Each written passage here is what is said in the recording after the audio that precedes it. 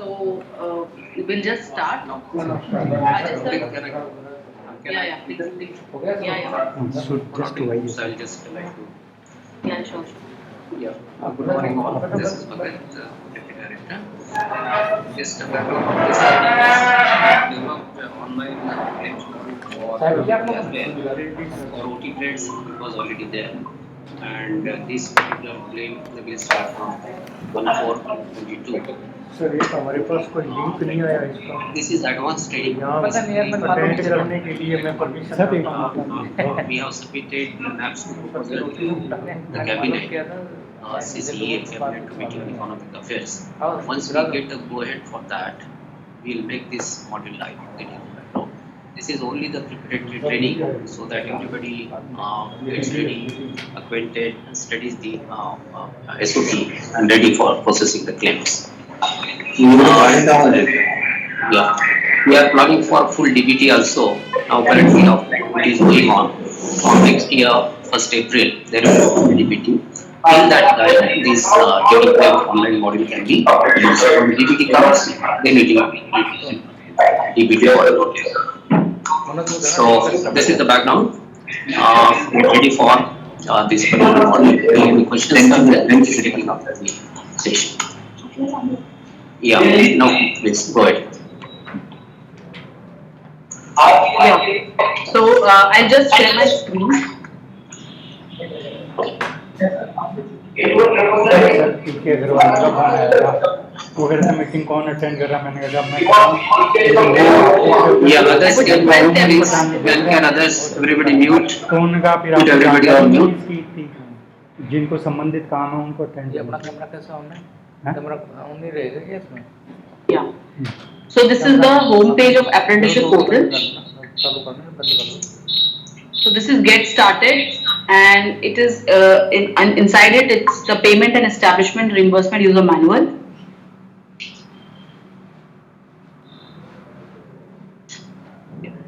So I hope my screen is visible, right? One more point I'd like to just add. Now this year from 1st April 22, the fund flow mechanism has been changed.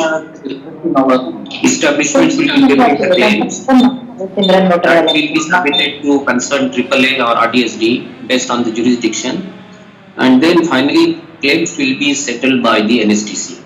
That is the new fund flow, and this whole discussion is based on that flow only. Yeah, please go ahead. Okay. So first of all, this is the home page, and I've already logged into that. So this is the tab stipend, and under this it is one is attendance and stipend, and another is claim and reimbursement. So both are the separate tabs. So first of all, the establishment will fill the attendance and stipend. They will go inside this tab, and this is how the page will look like.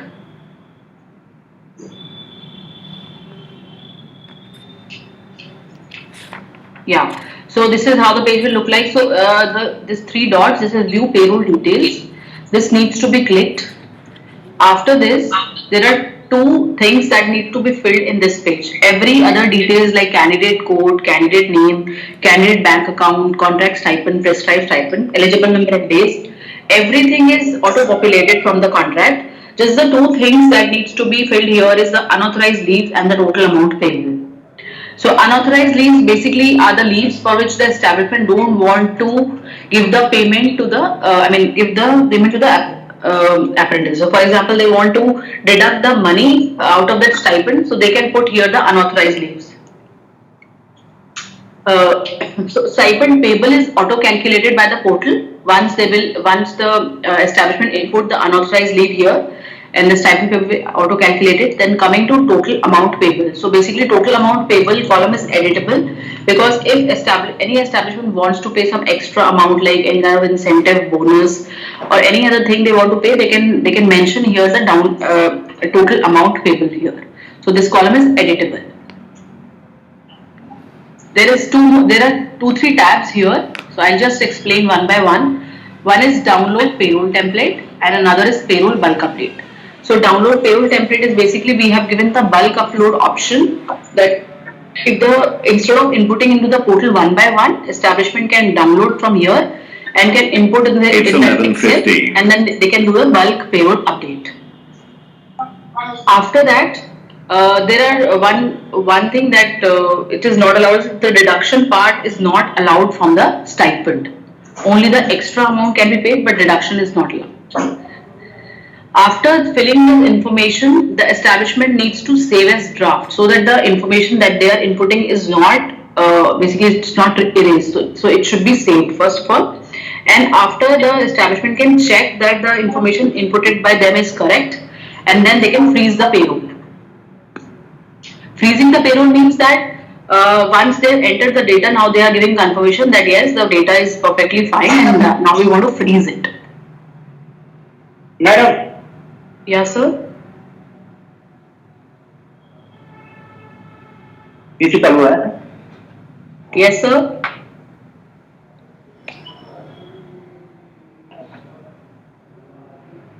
Okay. So after this, there is a page that will appear is called choose payment mode. So it means that once the establishment has filled the payroll details, now they need to choose a payment mode. So there are two payment modes. One is the payment through apprenticeship gateway and another is payment through own gateway.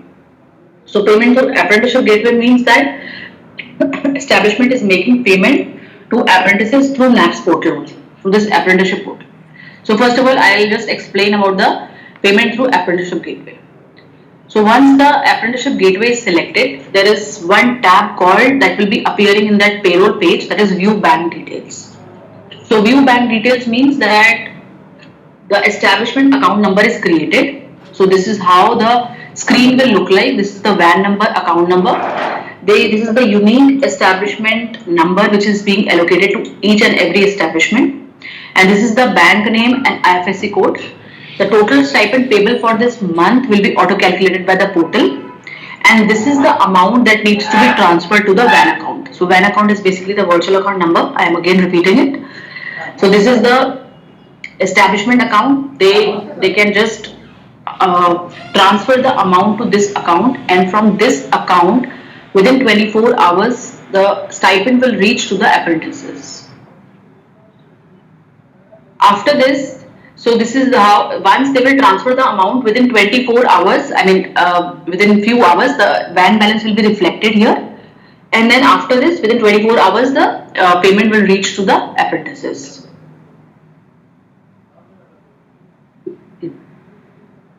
After this, there is a process how to proceed further while using the apprenticeship gateway. So there is a tab called process payment. Process payment means that you have to we have also given the option of selecting the candidates and making the payment batch wise. So here the establishment can also make the payment to apprentice on date wise. So for example, if 10th of the following month is the due date, the establishment can make payment on 5th or 7th or 9th, but the maximum that is allowed is 3 times. So here the candidates will be selected and then process payment needs to be selected. After this the batch will get created. So this is how the screen will look like. So here we have given few pointers that I'll just go through it one by one. The process payment section allows the establishment to do the payment in multiple batches, as I mentioned. The establishment can do maximum payment in 3 batches, maximum of 3 batches. For the first and second batch, the establishment can choose the number of candidates, but for the third batch, by default, all candidates who are available are automatically added to the batch. So for example, if 2 candidates are already being paid off, they will be grayed out. And again another batch, another candidate is being selected and they are being paid out, then those candidates will also be grayed out. And then in third batch, the remaining candidates will get automatically selected and then the payment will be processed. Few pointers regarding the apprenticeship gateway. So bank account number to be updated in candidates login. Please ensure that the account number of apprentices should be correct. Bank or NSDC will not be responsible for any kind of financial loss. And basically this is the WAN number that I mentioned earlier. WAN number will be generated by the portal once the apprenticeship gateway is selected. So WAN number is a unique number which is allocated to every establishment, and the name of beneficiary will be the establishment name only. Amount can be transferred to this WAN account through NEFT or RTGS. No IMPS is allowed. Batch wise and date wise payment can be done, as I mentioned, and UTR number will be auto generated from the portal. Establishment can also retry the payment to the apprentices if any transaction is failed, and retry option is available n number of times. I'll just go through the further process. So first of all, for example, if the establishment has chosen apprenticeship gateway, they can select view payroll details. They can check how many apprentices have been paid, and how many are been pending, and how many has been failed. So this is how the screenshot will appear, pending. And if it is if it is failed, then it will again reflect as failed, and retry payment option will also be given to the establishment, so they can again retry it. And if it is failed, the status will be written as paid, and here the UTR will be reflected. And if it is failed, then the remarks will also be given, like account number does not exist or IFSC code is incorrect. So whatever is the reason of the payment failure, the remarks will be mentioned here. Payment generated successfully message will appear. Navigate to all the payment screen. So this is how the page will look like. So this is the process for while the establishment is choosing the apprenticeship gateway. So this was the complete process when the establishment is using the apprenticeship gateway. If establishment is using their own gateway, let's say the establishment is using their own gateway. Own gateway means that they are making the payment through their own bank accounts. So there the process will here stop, like once they will just select here the method payment through own gateway, and the process of stipend and payment stops here only. So there are two process in this. First of all is stipend needs to be paid to the apprentices, that is through that page is attendance and stipend. After that the establishment will take claim from us.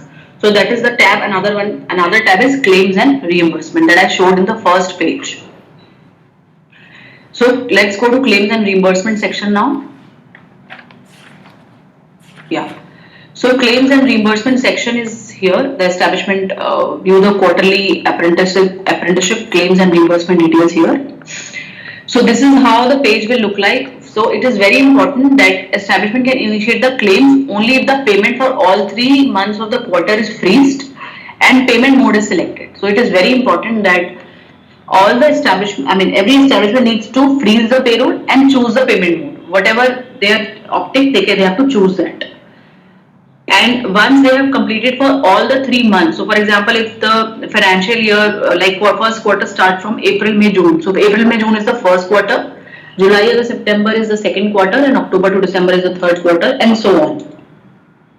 So this is how the first quarter will appear: year, quarter, establishment, total number of apprentices, and total amount of stipend paid as per the norms, and total actual amount of stipend paid. And this is how the claim will get calculated on total actual stipend amount paid.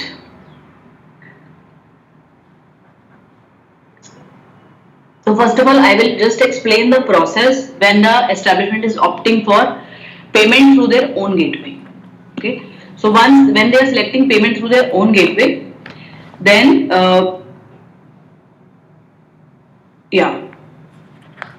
so they have to submit 2 documents.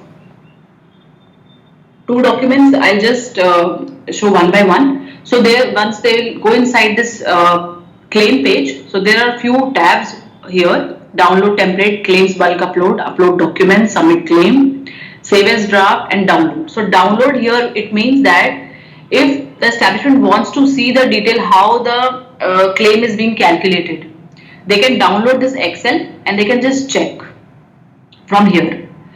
And if they want to do the bulk upload option of did the apprentice drop out during the training quota, if they want to do this option, they can select this download template again and do a claims bulk upload here. So this is the this basically these tabs means this. And upload documents means that 2 documents that needs to be uploaded. I'll just show it in the later page. So here the document needs to be uploaded, and then submit claim needs to be submitted. only then it will further be ready for processing. So here this column, did the apprentice drop out during the training quarter? It means that if the apprentice has left the organization, has left and or he got some job, employment somewhere else, and he wants to drop out. I mean, he wants to leave that company. In that case, only the establishment should mark him as dropout as yes. Otherwise, so for example, if the apprentice is on leave or some medical leave or some other leave, then they should mention here as no, because once it is mentioned as yes, the apprentice will disappear from the payroll from next payroll. So it will not be visible here, because this type of complaints, I mean this type of errors we get from the other establishment. So I am just sharing the feedback that this column needs to be filled very wisely.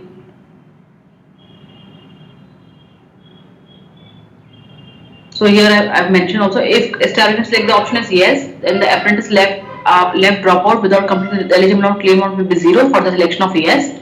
If the establishment select the option as no, if the apprentice has completed training in the middle of quarter or available for the entire quarter.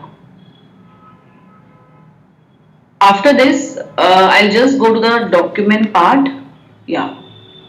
So the two documents that needs to be uploaded here is, one is the stipend claim declaration and another is the Excel annexure. So here is a stipend declaration format. So it is a fixed format that we request from the establishment, and an establishment needs to upload everything online on the portal only. And this is Excel annexure is basically the details of apprentices, their attendance, their account number, the amount of stipend paid. So this is just the annexure. Okay. Yeah. So after this, they have to submit the claim. So like I mentioned. Yeah. So they need to submit the claim. Yeah. So one more thing, that another process was regarding the apprenticeship.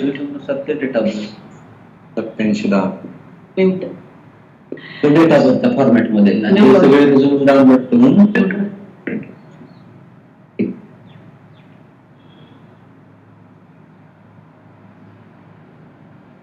Yeah.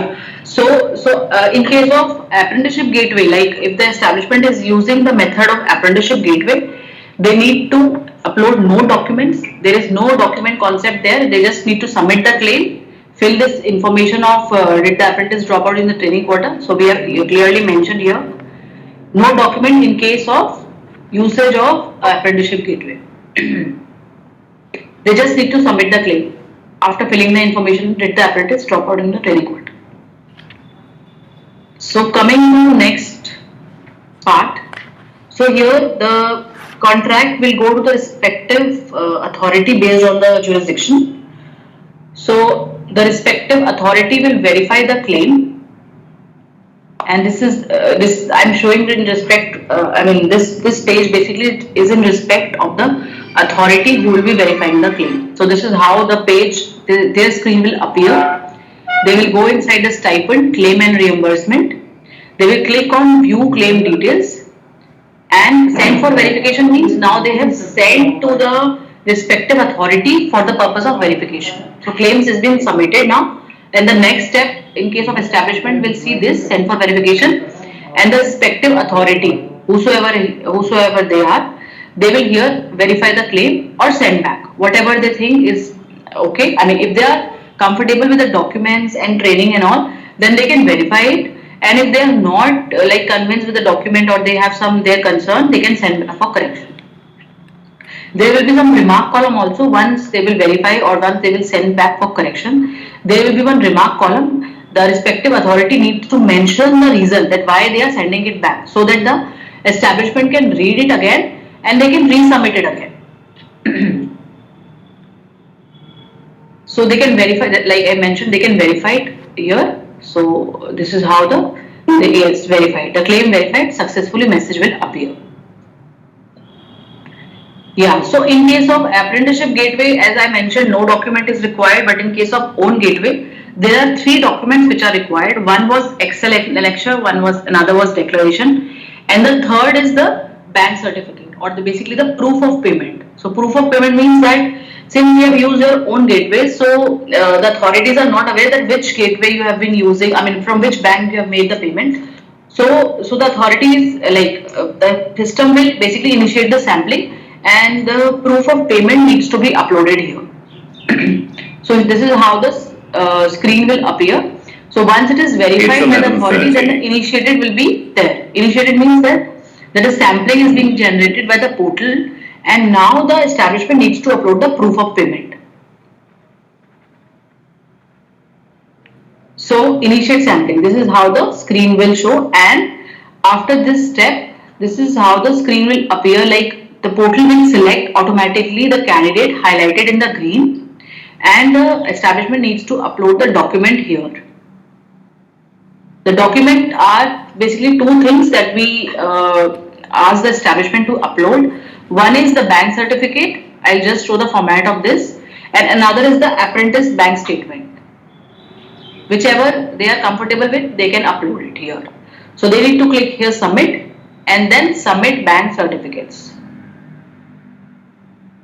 After this, so submit bank certificate is, this is the format.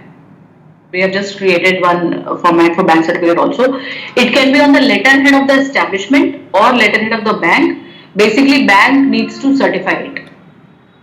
Bank will certify it. Yes, this payment has been, this particular apprentice has been paid from us, from our bank, and they will certify it here. And then the establishment can upload the document here that I mentioned.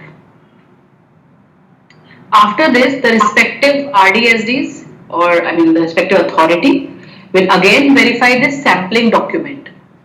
Sampling document, they will click on this, they will click on actions. I'm talking in respect of now the respective authority who will verify it again. Again, they can select on actions, click on that sampled item, and then they can verify it. If they are okay with it, they can verify it. If they are not okay with the document, they can send back for correction, like I mentioned previously also. With the remarks column is also there. Remarks can be there.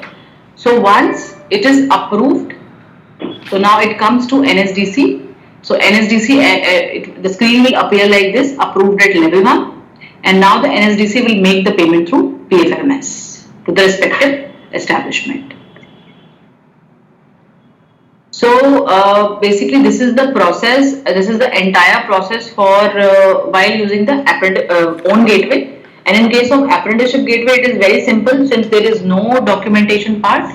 So just the respective authority will verify the claim and it will come to NSDC, and NSDC will make payment through the PFMS. So basically we have given the detailed flow of this. Like for example, in case of optional trade, it goes to sector skill council. In case of designated trade, it will go to AAA or RDSDs. Okay, so we have given this detailed information here, and this is the entire process of DT claims to be for submission of DT claims online. So now we can take questions. So this is we can. As we have completed the process, now we can take the questions one by one. तो इन्होंने quarter बताया जनवरी से, पहला quarter जनवरी से बताया, अपने पहला quarter अप्रैल मई जून का लेकर वो पूछ लो एक बार. Yeah. Just tell something about that sampling once again to everybody. Okay. The sampling happens only gateway we select is a establishment gateway, their own gateway. Okay. Yes, so yes, that's right. System does the sampling, which is 5% currently. It will select 5% of the total claim records, out of claim records, and then it will appear to the corresponding authorities, and authorities can check the documents and then verify. Isn't it? That is the only difference as far as processing concerned. Yes, correct. Since in case of apprenticeship gateway, we are not taking any kind of document, so obviously sampling will not happen because the payment is being made from our gateway, from apprenticeship only. So we can track from there only that payment has been made because we get the reverse MIS file on daily basis. So we know that the payment is being made to the apprentices. But in case of own gateway, we don't know. So that is the reason the portal will initiate sampling, and portal is aware that the own gateway is selected or apprenticeship gateway is selected. In case of own gateway, portal will automatically select the candidate for sampling. Excuse me, madam, I want to know one thing. Myself, T. K. Agarwal, Deputy Director, DG Rajasthan, Jodhpur. Yes, sir. Madam, in our state there are 33 districts. Okay. They are called the triple T. And the one director, the apprentice at Jaipur, dealing with the next scheme. So, in this process, when establishment will make the bill, then they will forward the bill to AAA or RDSE. So it depends. Ajay sir, would you like to answer this question? See, the redirect claim for verification is based on the jurisdiction. If the establishment is the state entity, it will go to the AAA. If it is a central entity, PSU, central PSU, it will go to the RDST. It is based on the jurisdiction. So current configuration is AAA and RDST. Sir, AAA means district headquarter ITI, which is a nodal ITI of the... Yes. District authorities, AAA, Assistant Apprentice Advisor. Yeah. Okay, sir. Thank you. Any other question? Hello. Yes, sir. Good morning, ma'am. Good morning, sir. Link initiation. क्या हुआ? इसमें link भेजने के लिए कहा ना, मैंने कहा कि आपने उनको लिंक नहीं भेजा, तो कहते हैं उनको रोल ही नहीं है। अब खुद ने बाहर कर दिया सर, लॉग आउट कर दिया लिंक अपने। तो नहीं भेजा, तो वो लिंक तो डायरेक्टर को शिकायत कर दी और उनका आपने लिंक भेजना चाहिए। वो लोग बैठे ही नहीं, कोई नहीं बैठा। मैंने मेरी 2-3 से बात हुई है, करने में वो रोल ही नहीं। आप लोग उसने कह दिया ना रोल है ट्रिपल का, और यहाँ से लेटर लिखेंगे आप कि तुमने ट्रिपल को लिंक क्यों नहीं भेजा, किसी भी ट्रिपल वो शामिल ही नहीं हो पाया कोई। लॉग आउट कर दिया सर, किसने? उन्होंने ही कर दिया। अपन को वो उन्होंने बाहर कर दिया अपन को। हाँ सर, अपने आप बाहर हो गए थे सर। वापस ज्वाइन करना।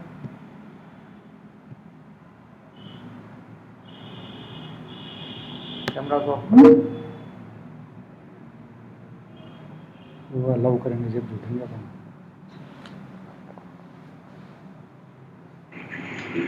So, yeah, only difference in case of DBT will be the offline DBT who have participated, those set of candidates will not be eligible in this online claim. Yeah. They will be grayed out and Yes. they will not be considered. That will be done by the system automatically. Yes. That's only. Yes. Ma'am, और जो claims आ रहे हैं वहाँ पे, this online reimbursement will be from 1st April 2022, right? Yes, sir. So what about the old claims received on portal? Should we reject them? That I think Ajay sir, would you like to answer? No, there cannot be DT claims online because the DT claim module is still not deployed. Okay, it was only for the OT claims. Until and unless you prepare month-wise payroll, at least it should start from the 1st April, so that in the next quarter only you will be able to process the April, May, June quarter. Sir ISB admin login में 2019 से लेके online claims है sir verification के लिए। OT का होगा वो, DT का नहीं होगा। DT का प्रोसेस नहीं था अब तक। You check it, it may be OT claims. Sir, how we can verify it then? Yeah, we are adding one column. If you are talking about the distinguishing between which type of claim, which type of trade it is, one column will be added which will be showing designated or optional trade, so that batching and other things can be done accordingly. ठीक है sir. और sir जो filter है वहाँ पे search by establishment है, वहाँ पे नाम से भी नहीं हो रहा है और ई नंबर से डालने पर तो that filter is not working. तो फाइंड आउट नहीं कर पा रहे हम लोग क्लेम्स को मैन्युअली 1 पेज आगे जाके I have to find the claim of July to subsequent for बलमल। Yeah, any user related enhancement you want it, maybe you can write it separately. That will be taken as an enhancement from our side. Yeah, we can take that. We can take that. Yeah, we are compiling whatever suggestions are coming from the field, or actually when you start working, then you may Right. feel user experience should be like that. You can write to us and we can just take into consideration. Okay, sir. And sir, वो भी suggestion था that when establishment is selecting whether the apprentice is dropped out or not, that Excel sheet is not properly downloaded. That all the columns are not there. So they have to Just look into that. Sorry, what, sir. What about that template? Sorry, I didn't understood. while establishment is selecting that whether the candidate is dropped out or not. And then they have to, there are two options. They can manually change it or they can download the Excel sheet and again after doing the changes they can upload it. But while downloading, all the required fields are not downloaded there.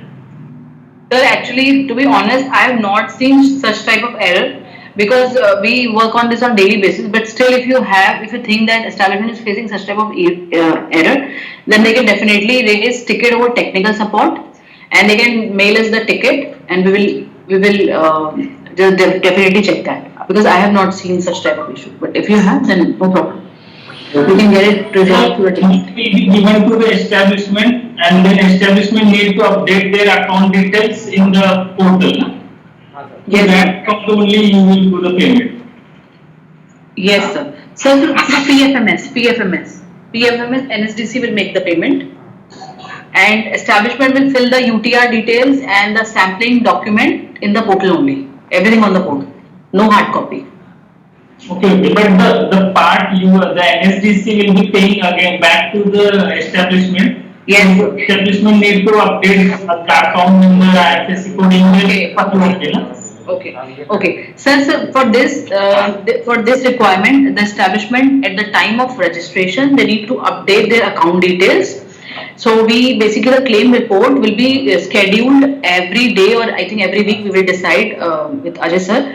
So to all the respective RDSDs, the report will go to them. Okay, it will have account number, establishment details, everything in that. So we can automatically take from the establishment profile, but the establishment need to ensure that they should enter their correct account details on the establishment profile section. So we'll take that from we'll take the account details from that page only. On trial basis, ma'am, I have approved one claim of central government PS. So till how much time it will require to process the payment for this from NSDC? Okay.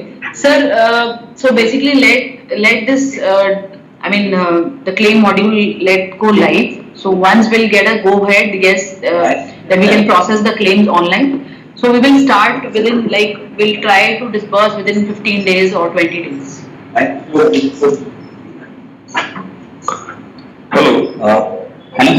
Am I audible?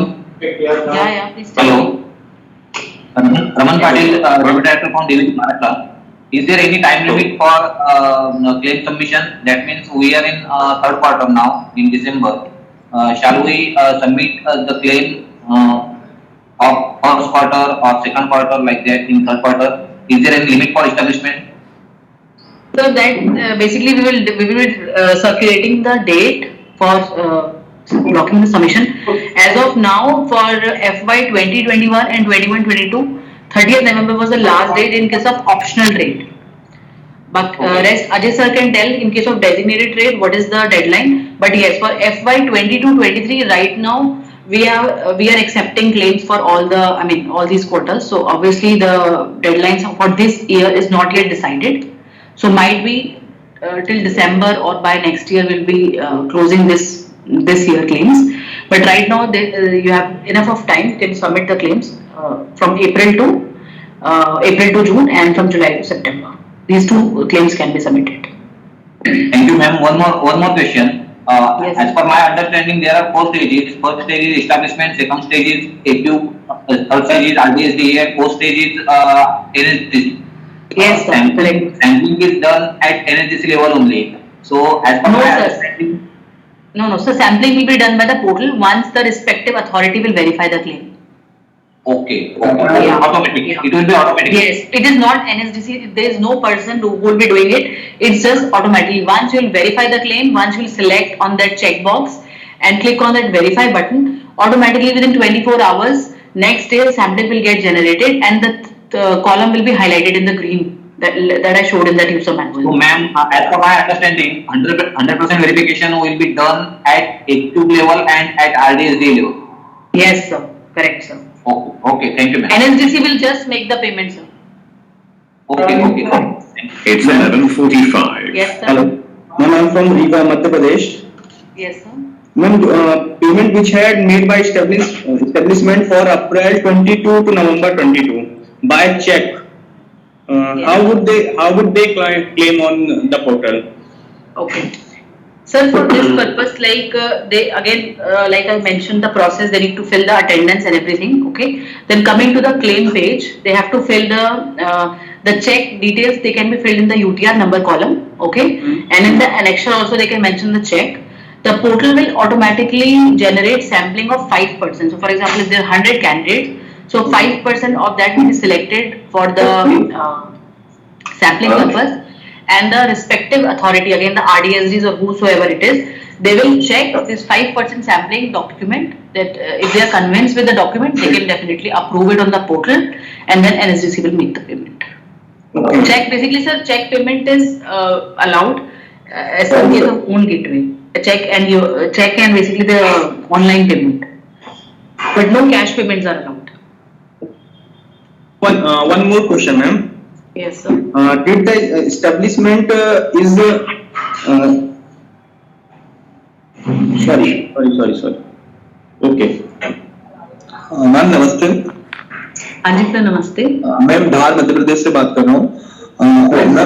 Claim से थोड़ा सा हटके मेरा एक question था कि जो optional trade में हम लोग वेरीफाई करते हैं कॉन्ट्रैक्ट का, तो चूंकि कंपनी एस्टेब्लिशमेंट उसको पेरोल को फ्रीज कर देता है, तो फिर AAA के पास में कोई राइट्स नहीं होता उसको अप्रूव करने के अलावा, केवल अप्रूव ही कर सकते हैं, उसको सेम बार करेक्शन भी नहीं कर सकते और रिजेक्ट भी नहीं कर सकते। पिछले 3-4 महीने से ये प्रॉब्लम आ रही है और कई बार मैं मेल लिख चुका हूँ, तो इस वजह से वो कॉन्ट्रैक्ट हमारे ऑटो अप्रूव हो रहे हैं, गलत कॉन्ट्रैक्ट भी ऑटो अप्रूव हो रहे हैं, तो मैम इसको कृपया रिजॉल्व कर दें।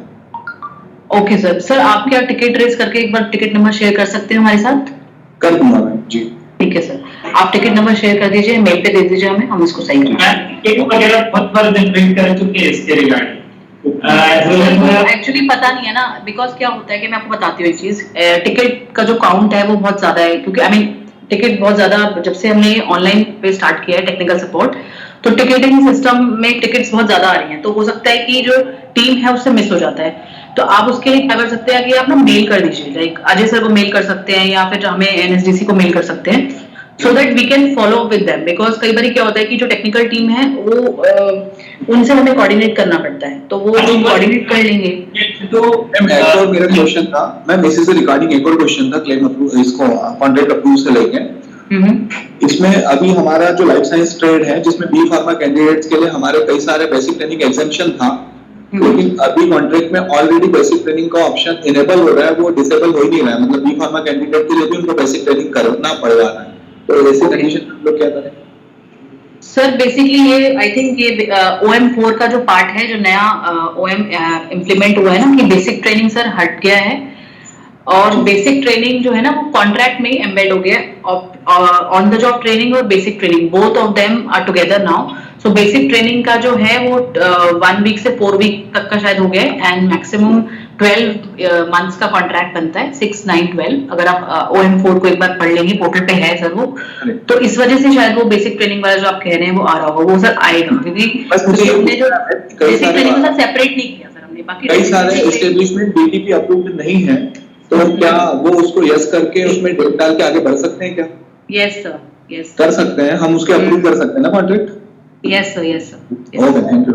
यस सर, जो टिकट है ना, एक बार टिकट का भी मैं बता देती हूँ कि टिकट पे ना वो लोग क्या करते हैं, टेक्निकल टीम ना कुछ कमेंट्स मेंशन करते हैं, तो हमने बहुत बार ये ऑब्जर्व किया है कि वो उस पर जवाब नहीं देती, जो भी टिकट रेज कर रहा होता है ना, वो उनको हमेशा टिकट पे वो वापस लिखते हैं कि आप ये सबमिट करो या ये डिटेल्स दो, तो अगर आप जब तक आप डिटेल सबमिट नहीं करोगे ना, वो टेक्निकल टीम उसको क्लोज कर देगी। तो प्लीज इंश्योर कि अगर टिकट आपने रेज करी है तो उस पर वापस जो उन्होंने इन्फॉर्मेशन मांगी है उसको जरूर मेंशन कर दीजिए प्लीज। ये आप करेंगे तो आई एम प्रीटी श्योर कि वो क्लोज नहीं करेंगे टिकट को और उसका रिजर्वेशन जरूर आएगा। ओके, ठीक है सर। हेलो। हाँ जी sir. Madhya Pradesh state update office. हाँ जी सर। प्लीज ये बताइए कि इसमें अप्रूविंग अथॉरिटी जो है वो डिस्ट्रिक्ट नोडल ऑफिसर है या फिर स्टेट अपडेट एडवाइजर है? सर वही मैं बोल रही हूँ, ये बेसिकली कॉन्ट्रैक्ट के जुरिडिक्शन पे डिपेंड करता है कि कॉन्ट्रैक्ट किसके जुरिडिक्शन में आता है। तो बाकी I think Ajay sir will better answer this question कि अजय सर ये कहाँ जाएगा। ट्रिपल ए फिलहाल जो इम्प्लीमेंटेशन है दैट इज ट्रिपल ए का है, ठीक है। ट्रिपल ए के पास में रहेगा। What is the role of state apprentice advisor? नहीं, या तो स्टेट अप्रेंटिस एडवाइजर रहेगा या तो ट्रिपल ए रहेगा। हम यहाँ पे अज्यूम कर रहे हैं कि ट्रिपल ए को डेलीगेट किया है powers, triple A can take the decision on the claim. So authority here, approving authority will be AAA, verifying authority will be AAA. Okay. And then directly to NSDC. One thing, sir, establishment can claim from April 2022. Yes, sir. हाँ, जब भी deploy हो जाएगा model, first April 2022 से start होगा। If they not मतलब update the attendance of the trainee, then attendance और stipend update करना जरूरी है। Yes, अगर ऑनलाइन यदि उसने नहीं किया था, कुछ बच्चों का छूट गया, कुछ का उसने नहीं किया, फिर अभी क्या उसको ऑप्शन रहेगा अपडेट करने का अटेंडेंस? यस सर, अगर उसने फ्रीज नहीं किया तो रहेगा। ओके ओके, ठीक है।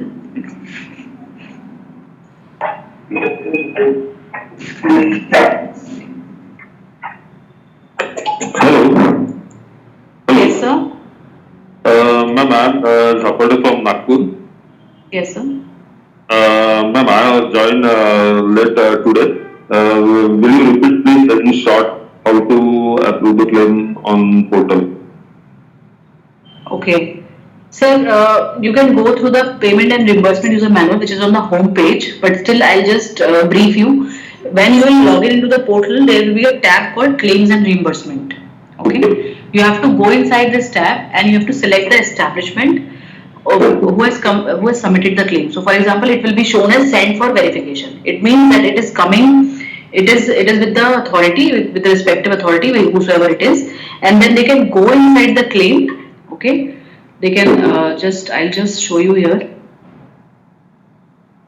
Yeah, so here for example, yeah. So this is for sector scale councils. The same screen appear in case of your also, like respective AAA or RDSGs. So it will be claim and reimbursement part. Then you claim details. You need to go inside it. Okay.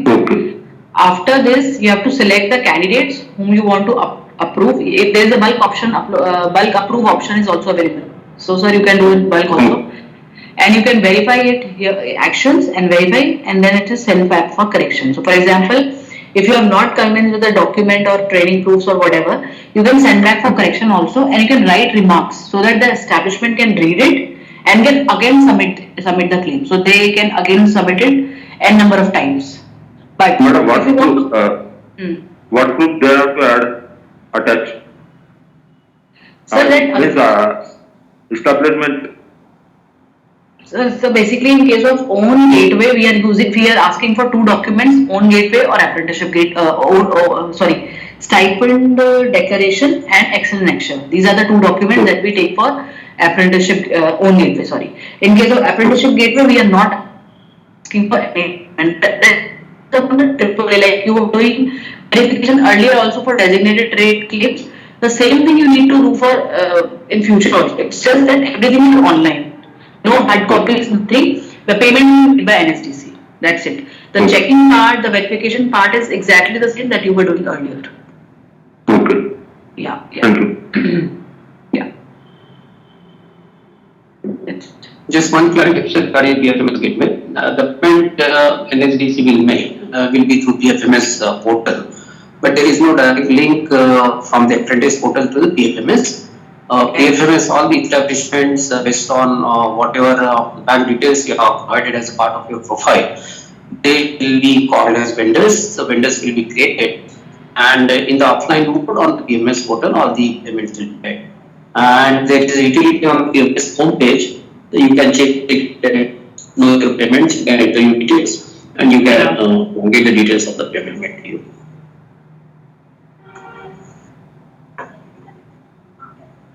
नमस्कार sir.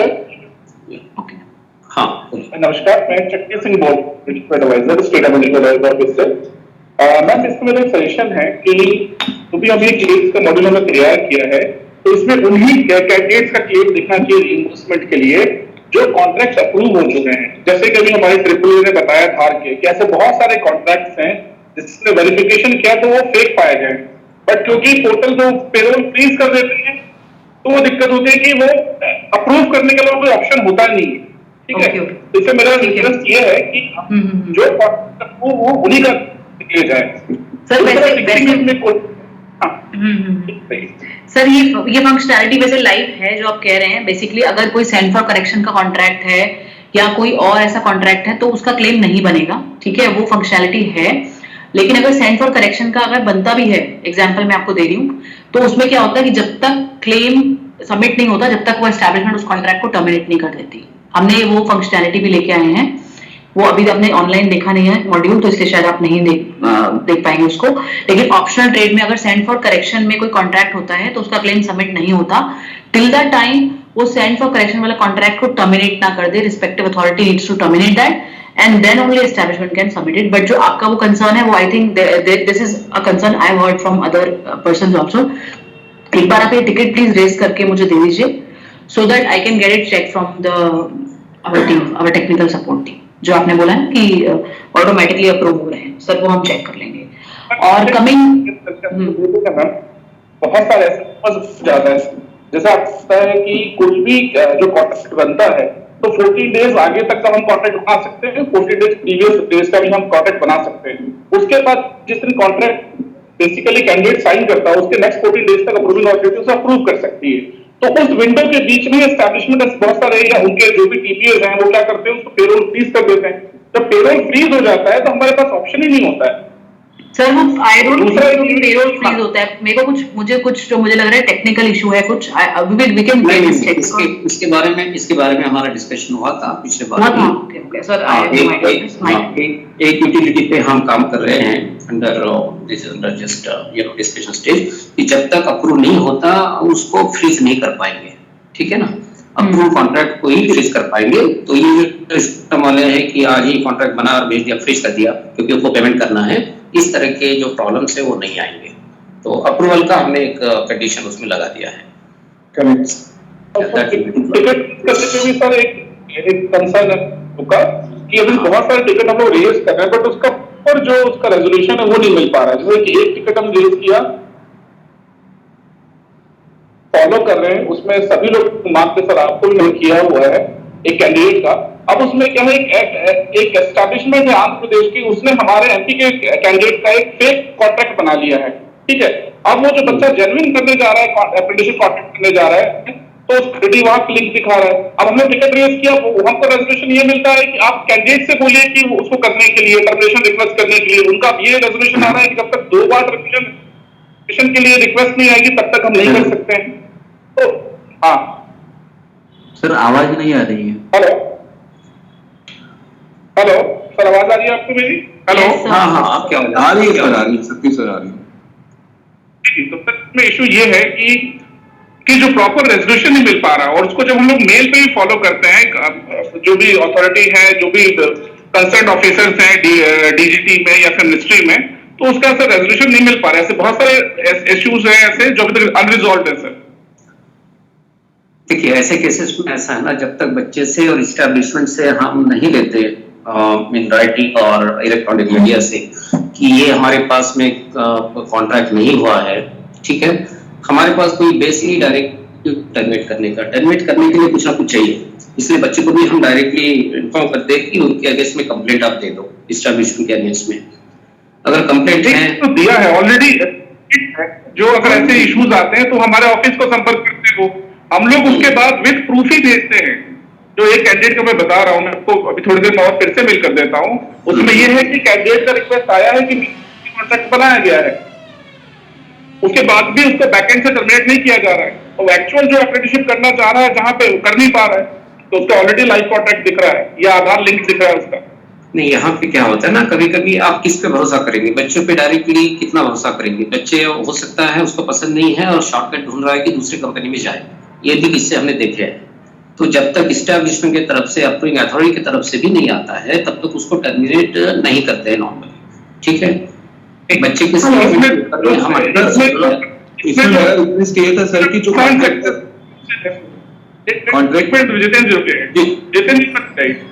इसमें सब पूछना चाह रहा हूँ कि इसमें concern sector skill council is ITES ने भी कंफर्म किया है गिरीश त्रिपाठी जी ने कि आंध्र प्रदेश की जो जेनेक्स आईटी सर्विस करके जो एस्टेब्लिशमेंट है उसने ऐसे 120-21 के कॉन्ट्रैक्ट बनाए हैं। एसएससी ने भी बोला है कि उसको टर्मिनेट किया जाए बैकएंड से। आप मेल ट्रेल में देख सकते हैं सर। हेलो, ठीक है। नमस्ते सर। कुछ कॉन्ट्रैक्ट ऐसे हैं जो ऑलरेडी कंप्लीट हो चुके हैं, तो उसके बारे में क्या कर सकते हैं? क्योंकि वो भी फेक कॉन्ट्रैक्ट बनाया गया था और अभी उसको जो जेन्युइन कॉन्ट्रैक्ट बनाना था ड्रॉसमैन मैकेनिक में, वो हम लोग नहीं बना पाए। और टिकट रेस करने के बाद में वहां से आंसर यही मिला कि उसका एक बार ट्रेनिंग कंप्लीट हो चुका है करके, अप्रेंटिसशिप कंप्लीट हो चुका है। आप अपनी तरह से इन्वेस्टिगेट कीजिए, कुछ प्रूफ ये हमारे पास में कि ये चीज है, ये फेक कंपनी है, हम गए थे, वेरिफिकेशन किया, नहीं मिला, तो आपके बेसिस पे हम लेंगे, लेकिन कुछ ना कुछ सपोर्टिंग डॉक्यूमेंट चाहिए, ठीक है। डॉक्यूमेंट दिए ना सर, वो कॉन्ट्रैक्ट दिया था मैंने जो उन्होंने पहले रेस किया हुआ। हाँ, लेकिन कंपनी का कंप्लीट हो चुका है। कंपनी का एग्जिस्टेंस है कि नहीं, आप किसने चेक किया? एग्जिस्टेंस है, लेकिन उसका मटेरियल हैंडलर करके वहाँ पे कॉन्ट्रैक्ट बनाया गया था, और जो कि उसको अभी चाहिए ड्रॉसमैन मैकेनिक का करना है तो वो नहीं कर पा रहा है, क्योंकि उसको अच्छी कंपनी में सिलेक्शन हुआ 12,500 उसको वहाँ पे स्टाइपेंड है, लेकिन वो नहीं कर पाया वहाँ पे। तो यही चीज है ना, बच्चा चाहता है जंप करे और उसकी रिक्वायरमेंट नहीं, जंप करे नहीं, वो मटेरियल हैंडलर का उसका कुछ रिलेशन ही नहीं है ना। वो ड्रॉसमैन मैकेनिक अभी हुआ तो उसको अभी का कॉन्ट्रैक्ट कंप्लीट करना था, तो हम लोगों ने ट्राई किया नॉन एनएपीएस में करने का भी, तो नॉन एनएपीएस में भी नहीं हो रहा है। हाँ, तो यही आपको लिख के देना है कि उसका ट्रेड ये है, इस करंट ट्रेड में वो कर रहा है, जिसकी उसकी एलिजिबिलिटी नहीं है, हमने चेक कर लिया है, और ऐसे अगर आपके पास से कुछ आते हैं सपोर्टिंग चीजें तो हम उसके बेस पे डिसीजन देंगे। ओके, ठीक है। सर ये ऑनलाइन कब से लाइव होगा सर? अजय सर नमस्ते। Sorry, one by one. Sir ये ऑनलाइन क्लेम मॉड्यूल कब से लाइव है सर? लाइव होगा सर? हाँ, लाइव अभी नहीं हुआ है, हम जस्ट हमारे नैप्स 2 का अप्रूवल का वेट कर रहे हैं। जैसे कैबिनेट सीट का अप्रूवल होता है, इसको हम लाइव कर देंगे। So I think some more days we have to wait for and we will be getting that approval. So ये एडवांस में ट्रेनिंग थी ताकि आप रेडी रहे मॉडल के लिए। Okay sir, thank you. नमस्ते sir, I am calling from Ahmednagar BTRX centre, assistant apprenticeship adviser. I am junior apprenticeship adviser. Actually हमने हमारे जो लॉगिन में पोर्टल में चेक किया है, तो हम अगर स्टाइपेंड पे क्लिक करते हैं और क्लेम एंड रिइंबर्समेंट में जाते हैं तो 2020 से वहाँ पे क्लेम्स अवेलेबल है, जो कि हमारे यहाँ पे वेरिफिकेशन के लिए पेंडिंग दिखा है। जब हम लोग उसमें क्लिक करके डॉक्यूमेंट्स चेक करते हैं, जो हमारा पार्ट है, जो उन्होंने कंपनी ने डॉक्यूमेंट सबमिट किया है, तो उसमें डिक्लेरेशन में एक कंपनी है जिन्होंने डायरेक्टली मेंशन किया है कि establishment had paid total stipend of 1 crore 20 lakh something. तो उन्होंने कौन से महीने का है, कौन सी कंपनी का है, ये दिया नहीं है। It is third party agency. तो अगर इसमें से कुछ हमारे ज्यूरिडिक्शन का है तो उनको अलग से करने के लिए कोई इंस्ट्रक्शंस आपके पास से जाएंगे या हम लोगों को बोलना पड़ेगा, ये पूछना था। और दूसरा एक था कि एक कंपनी में थर्ड पार्टी एजेंसी है, उन्होंने डॉक्यूमेंट में ब्लैंक कैंसल चेक सबमिट किया है, जो हम लोग कैसे वेरीफाई करेंगे कि ये कंपनी ने पेमेंट किया है नहीं किया है, बिकॉज वहां पे थर्ड पार्टी एजेंसी है। और अभी जो डिस्कशन हुआ है उसमें ये कहा गया है कि अप्रैल 2022 से लेके ये हम लोग क्लेम्स का वेरीफाई करेंगे, बट यहाँ पे जो ओल्ड वगैरह दिया है उसका हम लोग कैसे करेंगे? शायद ये ऑप्शनल डेट के हो सकते हैं, ऑप्शनल डेट के हैं, डेजिग्नेटेड सर हमने ये चेक किया है, उनका कॉन्टैक्ट नंबर भी मैंने डाल के चेक किया है, तो they are from designated. Check किया, ये आप केस भेज दीजिए, हमें चेक करना पड़ेगा क्योंकि बीटी का तो ऑनलाइन ही नहीं हो रहा है, बीटी को होने नहीं चाहिए वहाँ पे। चीजें हो सकता है कुछ। जैसे मैंने बताया था, जो असिस्टेंट अप्रेंटिसशिप एडवाइजर है उन्हीं को वेरीफाई कर रहे हैं, उसके बाद हम आरडीएटी को जाएंगे या स्टेट अप्रेंटिसशिप एडवाइजर के पास जाएंगे। और जब हमने ट्रायल बेसिस पे ये चेक करने के लिए ओपन किया तो वहाँ पे ऑलरेडी ओल्ड वाले सारे क्लेम्स आ चुके हैं। एक्चुअली ऑप्शनल ट्रेड का वेरिफिकेशन हमारे इसमें है ही नहीं, हम लोग उनको वेरीफाई भी नहीं कर सकते हैं हमारे डॉक्यूमेंट। तो ये थोड़ा सा प्रॉब्लम हो जाएगा, बिकॉज वो लोग इकट्ठा अगर डॉक्यूमेंट दे देंगे वहाँ पे उनका डिक्लेरेशन डेजिग्नेटेड ट्रेड का और ऑप्शनल ट्रेड का इकट्ठा रहेगा तो वेरीफाई करना तो पेंडिंग रहेगा, तो ये फिर लेट हो जाएगा, ये सारे प्रॉब्लम शुरू हो गए। मैम इसका आंसर बेसिकली ये है कि जो आप पुराने क्लेम्स अगर आपको दिख रहे हैं ना, तो वो तो आप ऑफलाइन ही प्रोसेस कर रहे हो ना अभी तक, जब तक अभी तो हो सकता है कि वो मॉड्यूल बन चुका है तो माइट भी वो आपको पुराने वाले दिख रहे होंगे, लेकिन जो आप तो उनके ऑलरेडी प्रोसेसिंग कर चुके हो ना पुराने क्लेम्स के, तो ये जो मॉड्यूल है डीटी क्लेम्स का जो आप ऑनलाइन स्टार्ट करोगे वो तो अप्रैल से जून से ही आप वेरीफाई करोगे, वो तो पुराना पेमेंट तो आप ऑलरेडी कर चुके होगे ना जी। और अगर किसी का ऐसे अभी जो इसमें ब्लैंक चेक डाला हुआ है वो पिछले महीने का है तो हम लोग उसको रिजेक्ट कर सकते हैं ना? बिल्कुल मैम, अगर आप कन्विंस नहीं है किसी भी चीज से तो आपका ऑप्शन है, अभी आपके पास सेंड बैक फॉर करेक्शन का ऑप्शन है, आप उसको वापस भेजिए, आप अपनी वेरिफिकेशन करिए, अगर आपको ठीक लगता है तभी आप वेरीफाई करिए, नहीं तो नहीं करिए। और रही बात आपको जो ऑप्शनल और डेजिग्नेटेड ट्रेड का कंबाइन अगर आप जो कह रहे हो मैम, वो उसमें क्या है कि जो आपके पास जो आएगा ना वो सिर्फ डेजिग्नेटेड ट्रेड का ही आएगा, ठीक है। और जो रिस्पेक्टिव तभी मैं कह रही हूँ जो ऑप्शनल ट्रेड का है वो सेक्टर स्केल काउंसिल के पास जाएगा, डेजिग्नेटेड ट्रेड का ट्रिपल ए या आरडीएल जो भी है उनके पास जाएगा, ठीक है। तो वो फंक्शनैलिटी पोर्टल में है ऑलरेडी। और कमिंग टू द डॉक्यूमेंट कि उसके लिए कोई टाइम लिमिट है क्या? बिकॉज अगर हम लोग सेंड पर वेरिफिकेशन करते हैं वहां से रिटर्न आएगा, उसमें भी अगर कुछ गलत है फिर से किया तो कुछ टाइम लिमिट है या इसके अंदर ना अभी क्या है कि हमने सेंड फॉर करेक्शन और एक रिजेक्ट बटन का भी ऑप्शन दिया है, ठीक है। वो भी अभी लाइव होगा, जब डीटी क्लेम्स पूरा लाइव होगा तो रिजेक्ट बटन भी लाइव हो जाएगा। रिजेक्ट बटन बेसिकली ये है, अगर आप सेंड बैक फॉर करेक्शन का मतलब ये होता है कि आप एस्टैब्लिशमेंट को एक मौका देना चाहते हैं कि वो ठीक काम करे, मतलब एक बार चेक करें, हमारे कमेंट्स पढ़ें और उसको दोबारा सबमिट करें, ठीक है। आप उनको एक या दो बार आप उनको चांस देंगे, ठीक है। थर्ड टाइम में भी अगर वो नहीं सॉल्व करते तो आप उसको रिजेक्ट कर सकते हैं, रिजेक्ट का बटन भी आपको मिलेगा उसमें, ठीक है। हाँ, तो मतलब 2 टाइम ऑप्शन पोर्टल गेट पे अभी शुरू हो गया है क्या? हेलो, अप्रैल से अभी पोर्टल गेट में शुरू हो चुका है। अप्रेंटिसशिप गेटवे की बात कर रहे हैं? हाँ यस मैम, ये लाइव है, बट वो अभी क्या क्या है, हाँ एस्टैब्लिशमेंट तो पेमेंट कर सकती है, अप्रेंटिसशिप गेटवे यूज कर सकती है, ओन गेटवे जो भी उसको करना है वो कर सकती है, सबके लिए एप्लीकेबल है, मतलब सबके लिए अवेलेबल है। अप्रेंटिसशिप गेटवे अभी मतलब बीटी ट्रेड के लिए शुरू हो चुका है क्या? यस मैम, लाइव है। Okay, thank you, thank you.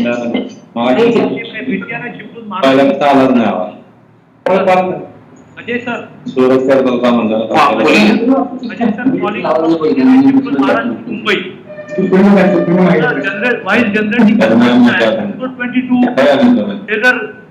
आपका आवाज नहीं आ रहा है, आप थोड़ा पास में आके बात कीजिए। Sir, while generating the contract 422 unaccessible error is come, और आपको इसके बारे में सुनील जी वाकड़े ने भी मेल किया है, मैंने भी मेल किया है और गरडा केमिकल ने भी मेल किया है, लेकिन सर 2.5 मंथ से कोई भी रिस्पॉन्स नहीं है।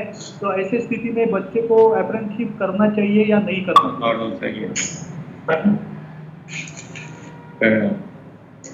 हाँ, वो जो एरर है 422 अनप्रोसेसेबल समथिंग आता है ना, हमने भी देखा है, हमने उसको फॉरवर्ड किया है, हम देखेंगे, मैं देखूंगा उससे उसको। Thank you sir. तो बच्चे को वो सर कैंडिडेट है उसको वो ऑनलाइन प्रोग्राम मतलब जो ट्रेनिंग है उसको कंटिन्यू करेंगे हम लोग? हाँ, वो प्रॉब्लम सॉल्व हो जाएगा, आप कंटिन्यू करें, उसको करना है तो बैकडेटिंग में बाद में कर सकते हैं, no problem. Thank you very much for the solution sir. और सर पेन में आओ, कितना पेन फोन नंबर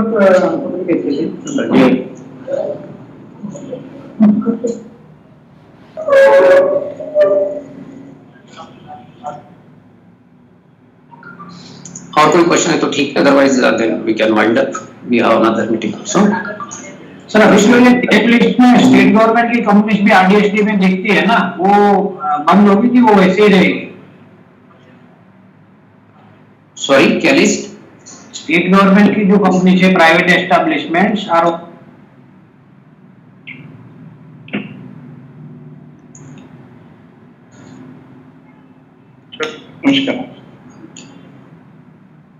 चलो ना भाई, एज पर ज्यूरिसडिक्शन होगा, जैसे कि 4 और मोर प्राइवेट वाली दिखेगी आरडीएसटी के पास में, बाकी वाली प्राइवेट स्टेट के पास में दिखेगी।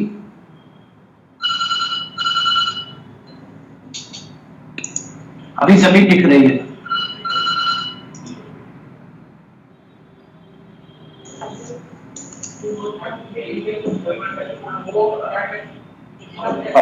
अजय सर,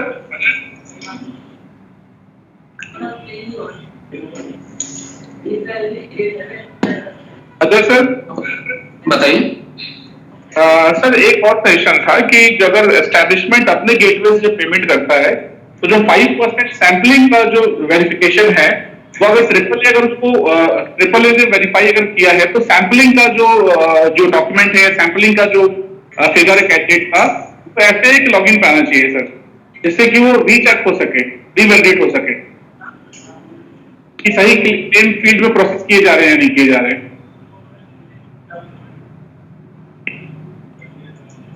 समझा नहीं एग्जैक्ट क्या रिक्वायरमेंट आपका? सैम्पलिंग का सैम्पलिंग जाएगी एस्टैब्लिशमेंट के पास में, सैम्पलिंग के डॉक्यूमेंट्स अपलोड करेगा, उसके बाद में ट्रिपल ए उसको या आरडीएसटी वेरीफाई अथॉरिटी उसको वेरीफाई करेगी, ठीक है ना, वो हाईलाइट हो जाएंगे उसके सामने, हाईलाइट वाली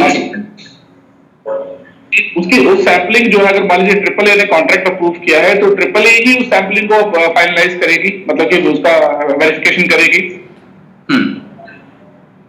इसमें सर सजेशन ये था कि इसमें स्टेट अप्रेंटिसशिप एडवाइजर ऑफिस को भी दिया जाए सर, कि वो वेरीफाई मतलब रीवैलिडेट हो पाए कि सही क्लेम को ही प्रोसेस किया जा रहा है फील्ड ऑफिस से।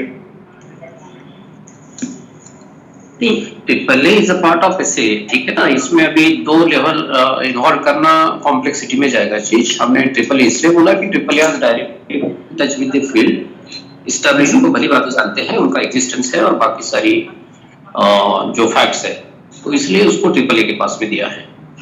बट सर होना चाहिए फिर स्टेट लेवल पे। हाँ, अभी ये मॉड्यूल को आप यूज करना शुरू करें और रियली रिक्वायरमेंट अगर लोगों से आती है इस तरह से तो उसमें थोड़ा अमेंड किया जाएगा आपके सेशन के बेस पे। Let us start using in its original shape, पहले जो है जैसे डिजाइन किया है, और उसके बाद में इंप्रूवमेंट के चांसेस तो होते हैं, कुछ सेशन आता है देन उसको ठीक करेंगे थोड़ा। ठीक है अजय सर, बोलिए।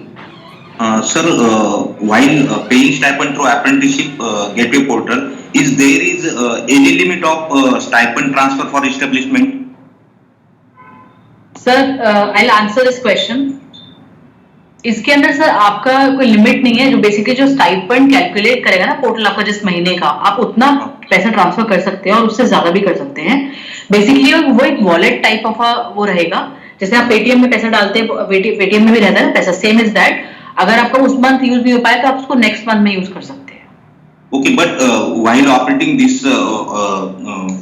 online apprenticeship gateway portal, some establishment had mentioned that there is limit of 50,000 for them.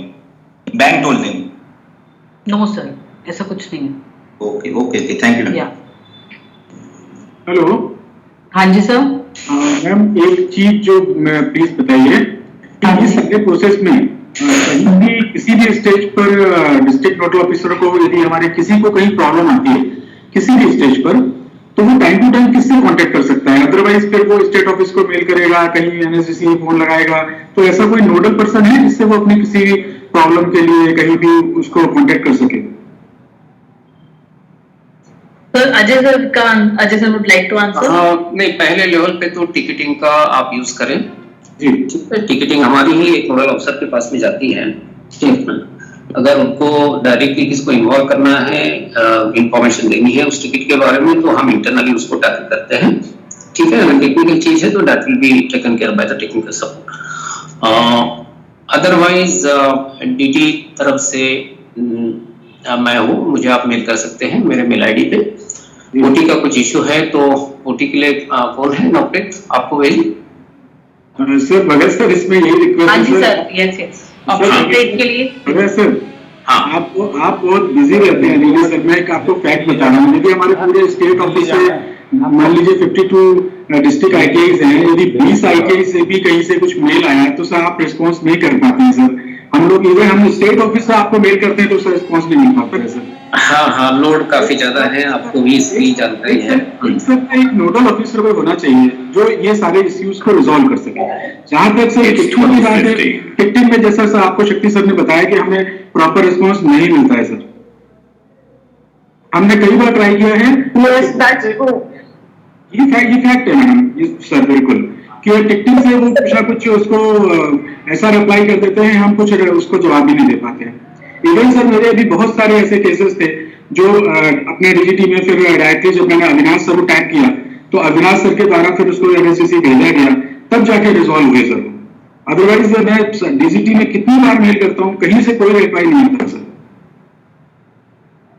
हाँ, टिकटिंग को हम थोड़ा सा रिविजिट कर रहे हैं। टिकटिंग में प्रॉब्लम ये हो रही है कि उनको प्रोसेस लेवल की चीजें और टेक्निकल चीजें, अगर प्रोसेस लेवल की चीजें उनके ध्यान में नहीं आती तो कोई फॉर्म को वापस भेज के वो क्लोज करा देते हैं, हमने देखा है। अभी हमने उनको डायरेक्शन दिया है कि अगर ये पॉलिसी लेवल की या अन्य इस तरह की कोई चीजें हो तो वो हमें डायरेक्टली इन्वॉल्व करे या तो हमारे पास भेजे, तो उस पर अभी इस तरह से थोड़ा मॉडिफिकेशन होगा उसमें टिकटिंग। और सर टिकटिंग का एक तो क्या है कि वो 3 डेज का शेड्यूल है। यदि मान लीजिए उनकी तरफ से रिप्लाई आया और हमने उसका रिप्लाई नहीं किया तो क्लोज हो जाएगी। तो उसको रेजोल्यूशन जब तक वो सॉल्व ना हो जाए जब तक उसको एक्टिव होनी चाहिए। सही बात है, सही बात है। इसके बारे में भी हमारी चर्चा हुई है और कुछ चेंजेस उसमें अभी वो ठीक काम चल रहा है उसमें। जी जी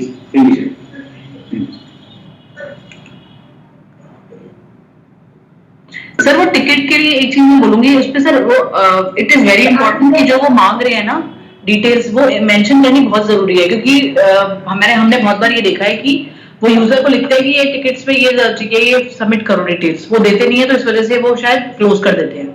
तो ये भी बहुत इंपॉर्टेंट है। मैम मैं इसके बारे में आपको बताना चाह रहा हूँ, हमने सारे डिटेल दिए थे मैडम, सारे डिटेल। ये जो फेक कॉन्टेक्ट वाला इशू शक्ति सर ने आपको बताया, हमने सारे डिटेल दिए, फिर उन्होंने दोबारा हमसे ठीक है सर, इसका मतलब वो टेक्निकल टीम से लोग ठीक है, विल कोऑर्डिनेट विद देम।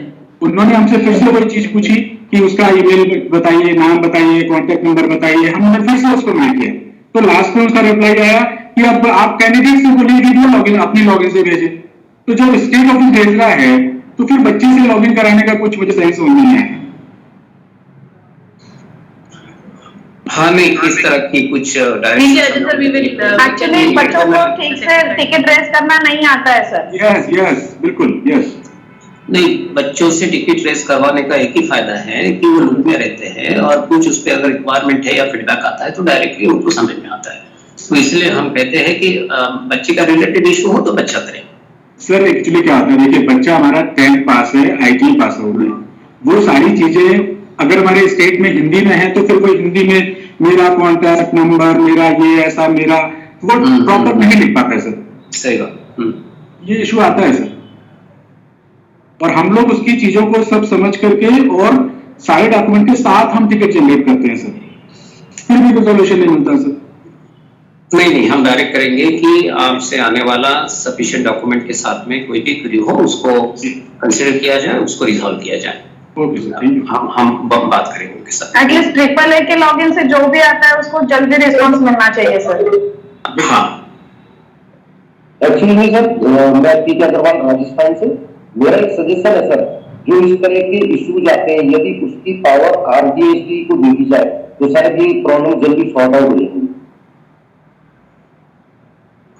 या इट विल बी हेल्पफुल। नहीं, किस तरह की चीजें, देखो टेक्निकल चीजें तो RDSD AAA सॉल्व नहीं कर पाएगा, ठीक है। जो हम ईमेल आपको कराते हैं, अजय सर को करवाते हैं और आपके पास वर्कलोड ज्यादा है, प्रॉब्लम सॉल्व नहीं पाती, तो यदि हम RDSD को करें सर तो वो भी शायद प्रॉब्लम सॉल्व कर पाएंगे। नहीं, हमारा एक्सपीरियंस है कि वो बस डायरेक्टली हमारे पास भेज देते हैं। अगर कुछ प्रोसेस रिलेटेड चीजें हैं, पॉलिसी से रिलेटेड, तो उन्होंने गाइड करना चाहिए, वो भी नहीं करते हैं और हमारे पास ही फाइनली वो आता है। एक तो हमें करना पड़ता है, हमारे टेक्निकल टीम को करना पड़ता है। तो कोई ऐसे आप एग्जांपल्स बताइए या सिचुएशंस बताइए जिसमें रियली आपको आरडीएसडी हेल्पफुल नजर आए, तो हम उनको साइकिल में इन्वॉल्व कर सकते हैं, ये वाले टीवी टीम के। तो क्योंकि टेक्निकल जो चीज है वो तो टेक्निकल टीम ही कर पाएंगे। जैसे फॉर एग्जांपल पोर्टल में कोई इशू आता है तो वो तो वही कर पाएंगे। नहीं सर, रिजल्ट रिलेटेड कुछ इश्यूज है जो आरडीएसडी कर सकती है ना। Okay, so that's not bad, ठीक है।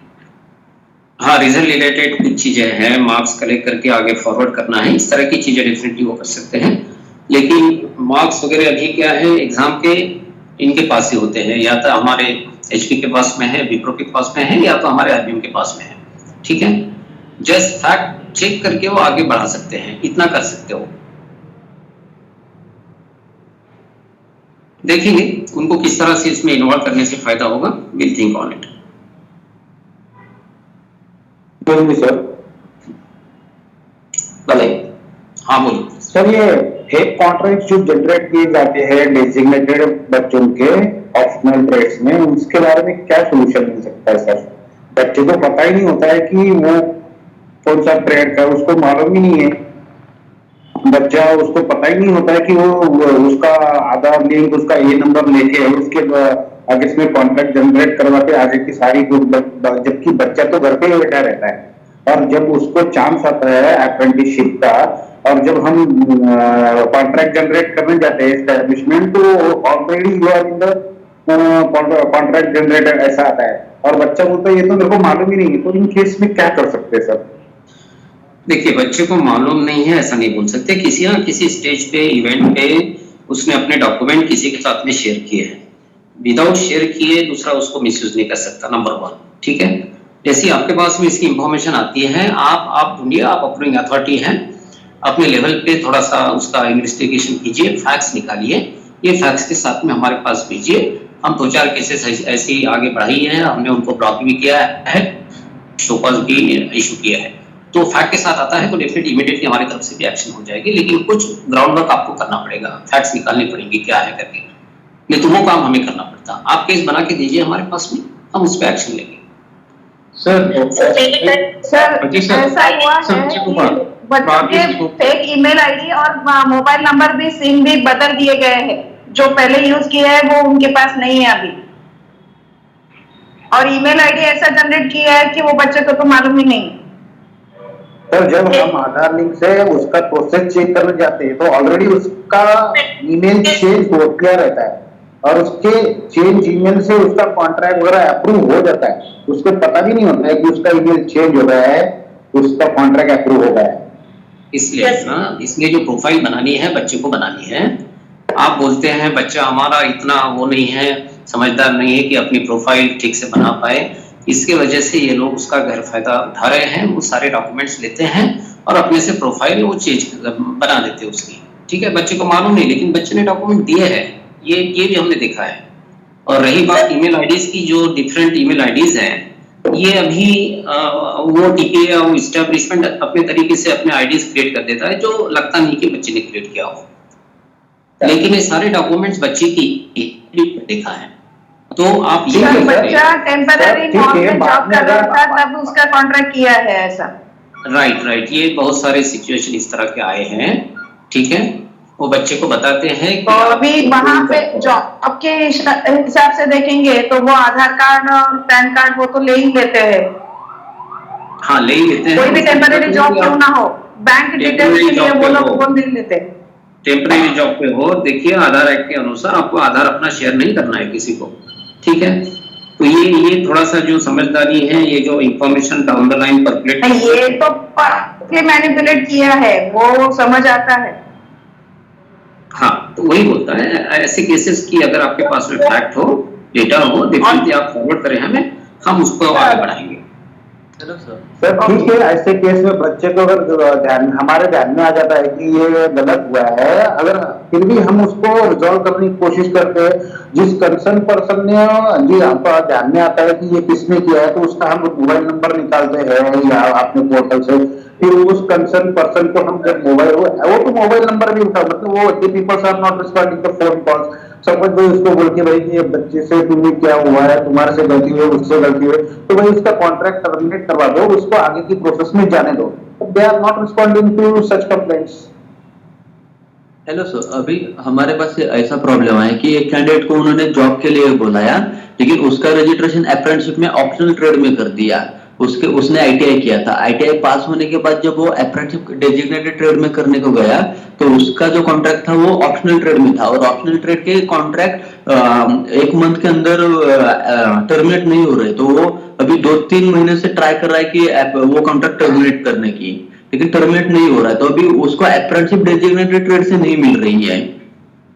कोई बात नहीं, ये इंफॉर्मेशन आप पोर्टल से निकालिए। हम तो बच्चे को ये गाइड करते हैं कि सीधा पुलिस स्टेशन जाएं और अपने डेटा का मिसयूज करने का जो है वो साइबर सेल में अपना कंप्लेंट रजिस्टर कर दे। ओके, ये पहला एक्शन होगा, ये पहला एक्शन होगा, ठीक है। ये पहला एक्शन करने को बोलिए, गाइड कीजिए बच्चे को, और जब बच्चा करेगा सेकंड लेवल पे हमारे पास आप भेज दीजिए सारी चीजें। सर और एक रिक्वेस्ट थी। हेलो सर, ओटी में जिसका कॉन्ट्रैक्ट कंप्लीट हो चुका है उसको अभी नॉन एनए फील्ड्स में डेसिग्नेटेड ट्रेड के लिए कॉन्ट्रैक्ट नहीं कर सकते क्या? अभी जिसका कंप्लीट हो चुका है, अभी जिसका नहीं हुआ है उसका तो टर्मिनेट करके वो सब करेंगे, लेकिन जिसका नहीं कंप्लीट ही हो चुका है उसका क्या कर सकते हैं? एक नैप्स और एक नॉन नैप्स अलाउड है सिस्टम में, जैसे भी कॉम्बिनेशन सर नहीं अलाउ कर रहा है वो। नॉन नैप्स में वो डीटी के लिए हमने ट्राई किया, नहीं आया। मैं फिर से आपको टिकट रेज करके ये आपको मेल कर देती हूँ, आप भेज दीजिए उसके डिटेल्स, हम चेक करते हैं। hello sir. Okay. Sir, a one question is there. TPA now TPA using their own emails. Is it right or wrong? Wrong है, बच्चे का ईमेल होना चाहिए, ठीक है, बच्चे की ईमेल होना चाहिए। टीपीए ओन नहीं करता है, बेसिकली वो अपने फॉर्मेट में ईमेल को बना देता है, ऐसे कहना उचित होगा, ठीक है ना। अपने फॉर्मेट में जैसे कोई XYZ है तो x.y.z.16 करके कुछ बना लेगा, ताकि वो सिस्टम को लगे, प्रोवाइडर को लगे कि ये वैलिड ईमेल है। लेकिन हमने ऐसे इंस्टेंसेस हमारे पास में आए हैं और हमने इस पे एक्शन लेना शुरू कर दिया है, हमने ब्लॉक कर दिया। तो ये आपकी भी रिस्पॉन्सिबिलिटी, आपकी भी हेल्प की बहुत जरूरत है हमें। इसमें जो भी फैक्ट आपको मिलता है इमीडिएटली अगर हमारे पास लाते हैं तो ऐसी केसेस कम करने में या बंद करने में हमें काफी सहयोग। सर एक क्वेश्चन था मेरा सर। अभी हम जनरल डिस्कशन के ऊपर जा रहे हैं, शायद ये हमारा सब्जेक्ट आज का नहीं था। नहीं सर, टीपीए सर एक छोटा सा रिक्वेस्ट था कि टीपीए ने सारे एस्टेब्लिशमेंट की डिटेल्स भी चेंज कर दी है। ओटीपी अगर हमें एस्टेब्लिशमेंट से भी कांटेक्ट करना है, अब मेरे पास सर 700 से 800 एस्टेब्लिशमेंट रजिस्टर्ड हैं, तो सारे टीपीए ने वहां पे चेंज कर दिया। तो टीपीए कॉल उठाते नहीं है ना, हम एस्टेब्लिशमेंट से कांटेक्ट कर पाते हैं सर। टीपीए में क्या कर दिया, एस्टेब्लिशमेंट कांटेक्ट एस्टेब्लिशमेंट में ईमेल आईडी भी खुद का डाल लिया है, एक पर्सन भी खुद का डाल लिया है, और ओटीपी भी उसी के पास जाता है। अब हमें किसी भी रिगार्ड उससे बात करना है, अगर एस्टेब्लिशमेंट में शेयर ही नहीं करना चाहिए ना अपने क्रेडेंशियल्स टीपी के साथ में। टीपी को अलग लॉगिन है। सर क्या ऐसा हो सकता है कि टीपीए अपना अलग लॉगिन करे? ऐसा पॉसिबल है? टीपी का अलग लॉगिन है इस सिस्टम में, टीपी का अलग लॉगिन है, और उसके लॉगिन के थ्रू जो भी सपोर्ट करना है एस्टेब्लिशमेंट को सपोर्ट करता है। लेकिन एस्टेब्लिशमेंट इस समय क्या करते हैं, अपना लॉगिन ही शेयर कर देते हैं। जी यही हो रहा है as it is same as establishment वो कर सकता है। क्या ऐसे हो सकता है क्या कि स्टूडेंट का जो प्रोफाइल में आधार नंबर डलवाते हैं वेरीफाई करने के लिए, तो उसको उसका जो रजिस्टर्ड मोबाइल नंबर है आधार कार्ड में उसी पे ओटीपी जाए, और जब तक वो ओटीपी नहीं डालेगा तब तक वेरीफाई नहीं होगा। ये एक ही ऑप्शन है, जब तक आधार वेरीफाई नहीं होता है तब तक एमपीएस क्लेम नहीं कर सकता है। कोई भी टीपीए हो या कोई भी पर्सन हो, तो अगर कैंडिडेट का रजिस्ट्रेशन खुद कर रहा है तो भी जब तक आधार कार्ड डालेगा, जब तक उसको ओटीपी नहीं आएगा तब तक वो वेरीफाई नहीं होगा और उसका कॉन्ट्रैक्ट जनरेट नहीं होगा। क्या ऐसा हो सकता है? अभी ये प्रोविजन अभी ये प्रोविजन प्रोफाइल में है ऑलरेडी। हमें तीन ऑप्शंस दिए हैं। एक तो डिफॉल्ट ऑप्शन जो पहले से चल रहा है, दूसरा आधार का है, तीसरा वर्चुअल आईडी का है। तो थोड़ा गाइड कीजिए बच्चों को। मेरा अगर किसी पर्सन के पास जाता है आधार कार्ड का, जैसे मैम ने बताया था जॉब के लिए उसका आधार कार्ड का जेरॉक्स कॉपी लिया था, तो अगर मैं नंबर डाल दूं तो वो अपने आप वेरीफाई हो जाता है।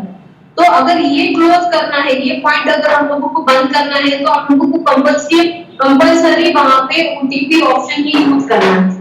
अगर ऐसा कुछ हो सकता है अपनी पोर्टल पे तो ये प्रॉब्लम थोड़ा सा कम हो जाएगा सर। बिकॉज अभी क्या हो रहा है कि कैंडिडेट के पेपर्स कहीं से भी किसी भी पर्सन के पास चला जा रहा है, जेरोक्स कॉपी या फिर कॉन्ट्रैक्ट में भी अगर किसी को ज्वाइनिंग करना है तो भी वो पर्सन जेरोक्स लेता है, उसका नैप्स में या अपने पोर्टल पे रजिस्ट्रेशन करता है, उसका ईमेल एड्रेस भी खुद ही बनाता है। हम लोगों को कभी कभी उसका ईमेल एड्रेस से पता चलता है कि ये पर्सन का किसने बनाया है दूसरे स्टेट में या फिर दूसरे डिस्ट्रिक्ट में, ये भी हम लोग समझ जाते हैं। उसका पैटर्न जो रहता है ईमेल बनाने का पैटर्न से समझ में आ जाता है ये थर्ड पार्टी वाला है, ये वो थर्ड पार्टी वाला जो बनाया है। फिर हम लोग बच्चों को पूछते हैं अरे तूने कहीं पेपर्स दिए थे, ऐसे ऐसे पर्सन को दिए थे? हाँ हमने ऐसा ऐसा कोई था वहाँ पे दिया है, हमें नहीं करना है, वो बंद करना है, ऐसा सारा प्रॉब्लम है। तो अगर आधार कार्ड जो लिंक करवाना है या वेरीफाई करना है अपने पोर्टल में कैंडिडेट के लॉगिन में, अगर वही स्टॉप कर देते हैं, वो ओटीपी वेरीफाई जब तक नहीं होगा तब तक आधार लिंक कनेक्ट नहीं होगा, आधार वेरीफाई नहीं होगा और उसका कॉन्ट्रैक्ट भी जनरेट नहीं होगा। स्टूडेंट को भी पता चलेगा कोई तो मेरे आधार कार्ड का नंबर यूज कर रहा है, तो वो खुद ही अवेयर हो जाएगा कि ये अगर किसी कंपनी में ज्वाइन हो रहा है या किसी थर्ड पर्सन के पास जा रहा है किसी के पास, तो उन्हीं को वो ओटीपी नंबर देगा। नहीं, ये प्रोफाइल में already one of the option है, जैसे मैंने बोला 3 ऑप्शन है, आप चेक करने को compulsory sir, it is not compulsory, ये का अभी कंपल्सरी नहीं है। हाँ, 3 में से एक ऑप्शन नहीं हो रहा है तो वो यूज कर सकते हैं। वेल टेकन, या हम देखेंगे कि किसको रखना है और किसको कंपल्सरी उसमें से हो सकता है आधार वाला पार्ट हम रखें। हेलो सर, ठीक। one question is there sir, how to transfer money on apprenticeship gateway? Sir, basically, yeah, I'll answer. Sir इसमें क्या होगा, जब आप अप्रेंटिसशिप गेटवे का वो सिलेक्ट करेंगे ना पेमेंट मोड, तो वो ऑटोमेटिकली एक पेज पे आपको लेके जाएगा। उसी पेरोल पेज पे व्यू बैंक डिटेल्स करके आपको देखना होगा, वहाँ पे बैंक डिटेल्स का ऑप्शन आएगा, उसमें अकाउंट नंबर लिखा होगा, IFSC कोड लिखा होगा और बैंक का नेम लिखा होगा। ठीक है, इस अकाउंट नंबर में आपको पैसा ट्रांसफर करना है, जैसे हम NEFT और RTGS करते हैं एक बेनिफिशियरी को ऐड करके, सर वैसे ही करना है इसमें। IMPS अलाउड नहीं है, बाकी NEFT और RTGS आप कर सकते हैं। उसको बेनिफिशियरी ऐड करिए एज अ वर्चुअल अकाउंट पे ही, ठीक है, वो ऑप्शन आपको दिखेगा और वहां पे वो पैसा जो स्टाइपेंड कैलकुलेट किया है पोर्टल ने, वही सेम पैसा आपको ट्रांसफर करना है वैन अकाउंट में, जिसको बोलते हैं वर्चुअल अकाउंट नंबर। और सर वहां से पैसा जो है स्टाइपेंड जो है आई मीन अप्रेंटिसेस को पैसा स्टाइपेंड चला जाएगा within 24 hours. Okay, thank you. Basically virtual account, मैं ये पूछना चाहती हूँ क्या हम लोग एस्टेब्लिशमेंट के लिए भी ऐसा कोई सेशन करने वाले हैं? अलग से नहीं, इसलिए अपने अथॉरिटीज के लिए किया है, आगे डाउन द लाइन आप इंफॉर्मेशन दे दीजिए। वैसे कुछ एस्टेब्लिशमेंट ऑलरेडी जुड़े हुए हैं शायद इसमें, तो ये सेकंड स्टेज में आपको देना है ट्रेनिंग। ठीक है, देवास से बात करें सर? देवास से। हाँ बताइए। सर हमारे ट्रेड है, ऑप्शनल ट्रेड है automotive CNC machine technician. Establishment में अप्रेंटिस रख लिए हैं और मिनिमम क्वालिफिकेशन है 12th प्लस 1 ईयर एक्सपीरियंस। तो सर इसमें सर कॉन्ट्रैक्ट सर इशू मतलब सर इसमें क्या कर सकते हैं सर? सिर्फ एस्टेब्लिशमेंट ने 12वीं की मार्कशीट बस लगाई है, अनुभव प्रमाण पत्र नहीं लगाया सर उसमें, और मिनिमम क्वालिफिकेशन में 12 प्लस 1 ईयर एक्सपीरियंस बोल रहा है सर इसमें। हाँ, तो ये आपके हाथ में है, आपको मालूम है उसकी एजुकेशन क्वालिफिकेशन क्या है, उसके बेसिस पे उसको मत एंटरटेन कीजिए। ठीक, ओके, ठीक है सर। जी सर, थैंक यू। क्योंकि अभी ऑटोमेटिक सिस्टम में नहीं है सारी हॉरिजॉन्टल मैपिंग हमारे पास में, हम डिपेंड करते हैं अपनी अथॉरिटी के पास में। हमारे पास में सारे डिटेल्स है कोर्स के, उसके एलिजिबिलिटी क्राइटेरिया के अकॉर्डिंग एडिशन दीजिए। हेलो, हाँ जी सर। हेलो, हाँ जी, बोलिए। सर बोल रहा हूँ कि सर एक मोबाइल नंबर से सर 300 कॉन्टैक्ट नंबर सर कैसे जनरेट हो सकते हैं पोर्टल में? सर ऐसा हो रहा है? नहीं, गलत है, हमने नोट किया है उसको, हमने डायरेक्शन भी दी है हमारे NSDC को चेक करने के लिए, ठीक है ना। तो ये जैसे सर एक एग्जांपल बोल रहे थे, ओडिशा का एक कैंडिडेट है, वो आया था कंप्लेन करने के लिए कि मेरा ये कॉन्टैक्ट ऑलरेडी जनरेट हो गया है, लेकिन मैं जिस जगह करना चाहता हूँ उस जगह जेन्युइन कॉन्टैक्ट नहीं हो पा रही, मतलब एक फेक कॉन्टैक्ट हो गया। और महाराष्ट्र का कोई एक फेक एस्टेब्लिशमेंट में उसका एक्टिव कॉन्टैक्ट दिखा रहा है, लेकिन वो बोले मैं कभी महाराष्ट्र गया नहीं, लेकिन मैं अभी ओडिशा में करना चाहता हूँ, लेकिन नहीं हो रहा है, कॉन्टैक्ट जनरेट नहीं हो रहा है। और जो ईमेल आईडी मैंने चेक किया, ईमेल आईडी और जो मोबाइल नंबर है नॉट बिलोंग्स टू हर। हाँ हाँ, तो इस केस में हमने जैसे बोला बच्चे को कंप्लेंट करने को बोलिए या आपकी तरफ से सारा डेटा इकट्ठा करके हमारे पास भेजिए, हम इसको करवा देंगे, हम इसको ब्लॉक करवा देंगे या आगे की इंक्वायरी करेंगे ये चीजें, या डायरेक्टली बोलिए बच्चे को पुलिस कंप्लेंट करें, सिंपल जी। जो अभी थी कि वो कैंडिडेट अभी इमीडिएट अभी कॉन्ट्रैक्ट मतलब अप्रेंटिसशिप करना चाहता है एक एस्टेब्लिशमेंट में, अभी उसका क्या कर सकते हैं सर अभी इस स्टेज में? हाँ, उसका पुराना रिकॉर्ड निकालना पड़ेगा, लेकिन वो निकालने के लिए हमारे पास सफिशिएंट कुछ ऐसे जानकारी होनी चाहिए जिसके बेस पे हम उस पर डिसीजन ले सके। वो जानकारी हमारे साथ आप साझा करें, ठीक है? यस सर, हम उसको बता दें। हेलो हेलो, ओके हाँ रिगार्डिंग क्लेम, हेलो हाँ जी, हेलो, रिगार्डिंग क्लेम पूछना चाहता हूँ सर कि अगर ये अभी पोर्टल हम एक्टिवेट कर रहे हैं अप्रैल 22 से अभी तक का, लेकिन ऑलरेडी एस्टेब्लिशमेंट तो फुल पेमेंट कर चुकी है, तो ये डीबीटी अभी हम अगर एस्टेब्लिशमेंट करती है अप्रैल 22 से ऑनवर्ड्स, तो वो पैसा कहाँ जाएगा? बच्चों के अकाउंट में जाएगा ना? डीपीटी अगर शुरू होगा हमारे 1 अप्रैल से, जो कि फुल डीबीटी की बात है, तो डायरेक्टली जो आपका 1500 या मिनिमम जो भी है वो जाएगा बच्चे के खाते में, ठीक है? आपने उसको पहले पे किया होगा, जैसे ही उसका हमें हमारे पास एक्नॉलेजमेंट रहता है, इलेक्ट्रॉनिक कंफर्मेशन आता है, बच्चे को पेमेंट किया जाएगा। That is the BTP concept that will be implemented. Reimbursement का कंसेप्ट खत्म हो जाएगा, डीबीटी शुरू हो जाएगा फिर।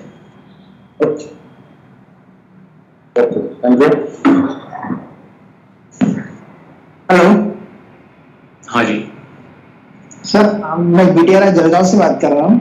हाँ, और इसी बॉयलर अटेंडेंट कैंडिडेट है हमारे जो कोविड के टाइम में कंपनी में थे, उनका कॉन्ट्रैक्ट नहीं जनरेट हो रहा है कंपनी की तरफ से। बहुत लोग को पता नहीं है, बहुत लोग को पता नहीं कि बॉयलर अटेंडेंट अभी ओनली फ्रेशर के लिए है, ठीक है ना? पहले वो इसके लिए था, फिटर के लिए भी एलिजिबल था, लेकिन वो चेंज हुआ अभी। तो ये फ्रेशर था। हाँ, ये जो ट्रेड है ओनली फॉर फ्रेशर्स के लिए है, 10 पास होना चाहिए, 2 साल का ट्रेड है, ठीक है ना? सर फ्रेशर के लिए ही है, लेकिन वो फ्रेशर जो है ना उन्होंने कॉन्ट्रैक्ट नहीं, लेकिन अभी जब वो कंपनी कॉन्ट्रैक्ट देने को जाती है ना तो उनको बीटीपी करेक्ट किया है, तो ऑलरेडी उन लोगों ने आईटीआई पे बीटीपी किया हुआ है पहले से हमारे, लेकिन हमारे आईटीआई को बीटीपी का ये नहीं रिकॉग्निशन नहीं मिला है अभी तक, तो इस केस में क्या कर सकते हैं? नहीं, फ्रेशर के लिए तो बीटीपी चाहिए, डेजिग्नेटेड ट्रेड के लिए अभी बीटीपी चालू है, ओनली ऑप्शनल ट्रेड का हमने बीटीपी का कंसेप्ट खत्म कर दिया है, ठीक है? तो ये डेजिग्नेटेड ट्रेड है, जैसे ही 10th पास होगा डेफिनेटली तो सिस्टम बोलेगा कि बीटीपी और ट्रेनिंग सेंटर चाहिए। हाँ, तो लेकिन जो भी हमने आपको दिया था इनपुट या जो भी एसओपी है, उस एसओपी को फॉलो कर लीजिए, बीटीपी टीसी क्रिएट कर लीजिए, कोर्स ऐड कर लीजिए, आपका खुद का आईटीआई को बनाइए बीटीपी अगर आपके पास फैसिलिटी है ऑब्वियसली, तो ये कंप्लीट करना पड़ेगा, एसोसिएशन करना पड़ेगा, तब आप आगे इसको जा सकते हैं। लेकिन this will be treated as a fresher candidate इस ट्रेड का। फ्रेशर कैंडिडेट ही है, लेकिन उसका कॉन्ट्रैक्ट अगर जनरेट नहीं होगा उसके सिवा नहीं जनरेट हो सकता है क्या? नहीं, बीटीपी टीसी के सिवा नहीं होगा, आपको ये इंफॉर्मेशन चाहिए, क्रिएट करना होगा आपका ट्रेनिंग सेंटर, ठीक है? अप्रूव कराना होगा कंसर्न अथॉरिटी से, एसोसिएशन करना होगा बीटीपी और एस्टैब्लिशमेंट का, तब जब आप कॉन्ट्रैक्ट इशू करते हैं तो वहां पे बीटीपी सिलेक्ट करना होता है, टीसी अपने आप आ जाएगा वहां पे। लेकिन वो लड़के ने पहले ही हमारे ये रिबेट की बात है ना, रिबेट का कंसेप्ट आपको पता है सर? वो लड़के ने पहले ही ना ट्रेनिंग कर लिया है ना आईटीआई में। अभी बॉयलर अटेंडेंट में रिबेट का कंसेप्ट नहीं है, अभी निकल गया वो, चाहे उसने आईटीआई भी कर लिया होगा तो वो यहाँ पे रिबेट नहीं मिलेगा। आप सिलेबस देख लीजिए, कभी भी अगर आपको डाउट है, कभी भी सिस्टारे की वेबसाइट पे जाइए, सिस्टारे के वेबसाइट से आप सिलेबस देख लीजिए, उसमें क्या लिखा है। सर उन्होंने बेसिक ट्रेनिंग जो है 6 महीने का, पहला जो था 3 महीने का, वो आईटीआई में कर चुका है वो लड़का, इसलिए उसका कॉन्ट्रैक्ट जनरेट नहीं हुआ था पोर्टल पे उस टाइम पे। नहीं, आईटीआई में क्या किया? As a part of ITI और as a part of apprenticeship. ITI BTP mechatronics trade है जिसका नाम चेंज हो गया है, अभी नाम चेंज जो है वो पोर्टल में अपडेटेड नहीं है, उसकी वजह से उन लोगों को अप्रेंटिसशिप के लिए कॉन्ट्रैक्ट नहीं इशू कर पा रहे हम लोग। हाँ, ये पॉइंट हमने नोट किया है। आगे हमारी जो CSC की मीटिंग होगी, CSC की मीटिंग में पॉइंट है, हमने रखा है इसको, उसमें अप्रूव हो जाएगा तब आपको दिखेगा। Hello sir. हाँ जी सर, पेरोल फ्रीज होने की वजह से बैकडेटेड कॉन्ट्रैक्ट नहीं हो रहे, उसके लिए क्या करना पड़ेगा? वही हमने बोला कि अभी तुरंत जो 1 महीने के अंदर में सबमिट कर देते हैं और फ्रीज कर देते हैं, ऐसे कॉन्ट्रैक्ट को हम बिना अप्रूवल के फ्रीज नहीं करने देंगे। ये प्रोसेस हमने तैयार कर ली है। इसके वजह से जो तुरंत आपका बच्चा 29 को ज्वाइन किया और उसको 2 दिन का पे देना है तो फ्रीज कर देते हैं और अप्रूव ही नहीं हुआ कॉन्ट्रैक्ट, इस तरह का जो प्रॉब्लम आ रहा है इससे सॉल्व होगा। हम जब तक कॉन्ट्रैक्ट उसको फ्रीज नहीं करने दे रहे हैं, तो ये अवेलेबिलिटी आ जाएगी, इससे आपका प्रॉब्लम सॉल्व हो जाएगा। लेकिन सर मेरे पास अभी 30 अराउंड ऐसे बच्चे जिन्होंने 2019 और 2022 में अप्रेंटिसशिप कंप्लीट किया, लेकिन उनको बैकडेटेड करना है, मुझे कंपनी का लेटर आया है, लेकिन वो उनको एरर आ रही है कि payroll has already been freeze. Payment हुआ है कि नहीं? ऑनलाइन पेमेंट हुआ है? पेमेंट नहीं हुआ है, सिर्फ पेरोल फ्रीज किया था उन्होंने। हाँ, तो फ्रीज किया, पेमेंट नहीं हुआ तो अनफ्रीजिंग की फैसिलिटी हमने AAA, SA, RDSD के पास दी है। उनको आप अगर अप्रोच करते हैं मंथ, ईयर और एस्टैब्लिशमेंट के बेसिस पे वो पेरोल अनफ्रीज किया जा सकता है। Okay sir, thank you.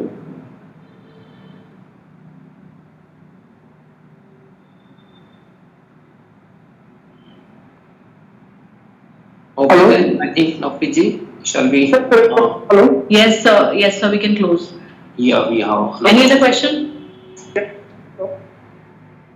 Okay, take a last question and then close. Please go ahead. Yes. Sir, हमारी एक कंपनी है हमारे यहाँ पे, उन्होंने DBT के लिए रजिस्ट्रेशन किया था, वो क्रेडेंशियल अभी तक आया नहीं है। सिर्फ सितंबर अक्टूबर से वो कंटिन्यू फॉलो कर रहे हैं, उनको क्रेडेंशियल नहीं आया हुआ है।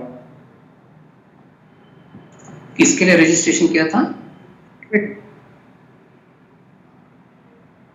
सॉरी, आवाज नहीं आ रहा। DBT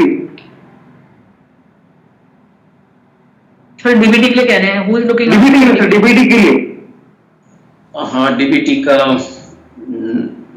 अभी इन्वॉल्व नहीं है इसमें। हम आप भेज दिए, हम उस ऑफिसर को ये ट्रांसफर करेंगे ये पर्टिकुलर इशू।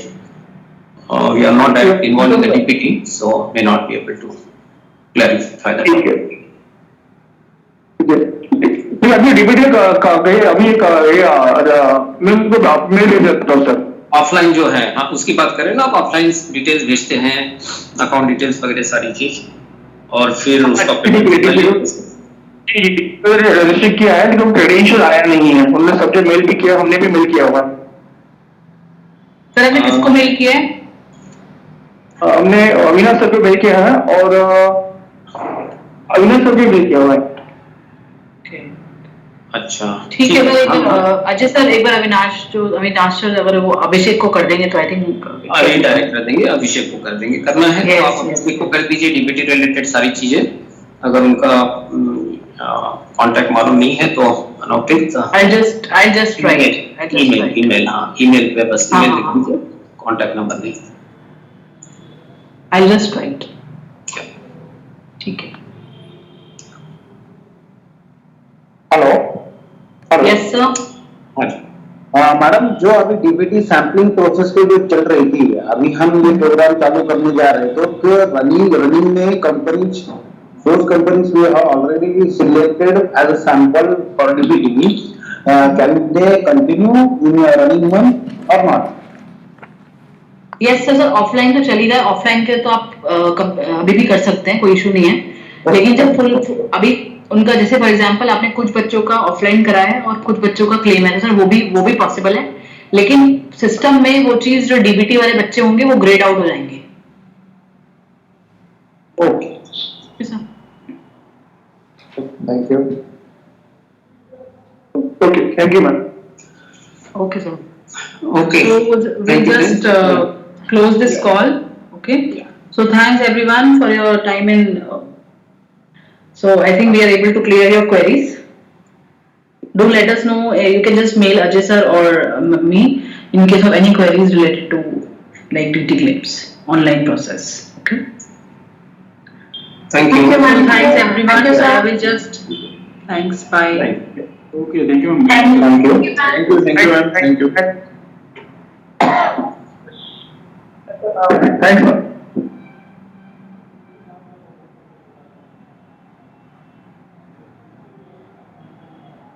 चलो सर दूसरा सर दूसरा